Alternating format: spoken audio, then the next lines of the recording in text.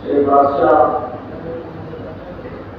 ইমামের ঘরে আগুন লাগিয়ে দিয়েছে।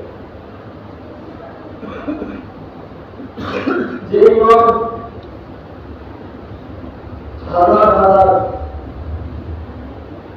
ছাত্রদেরকে শিক্ষা দিয়েছেন, যে ইমাম ঠিক আকায়েদ এবং দুনিয়ার আরো যে শিক্ষা আছে সেই শিক্ষাকে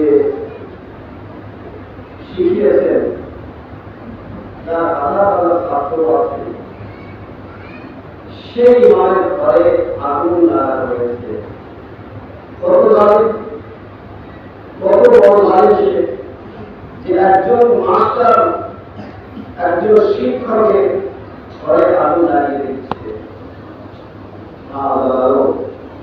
আমাদের ইমামদেরকে তো এইভাবেই মারা হয়েছে, এইভাবেই শহীদ করা হয়েছে। কোন ইমাম কিন্তু স্বাভাবিকভাবে বিনাতি করে যাবে। প্রত্যেক ইমামকে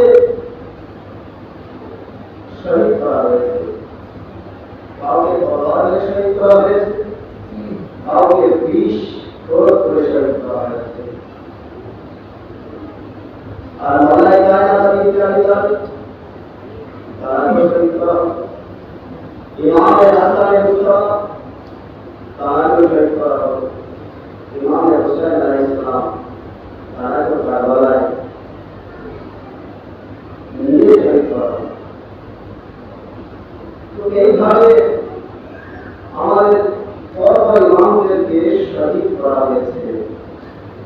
তো মানুষের দ্বারা এটি সত্যই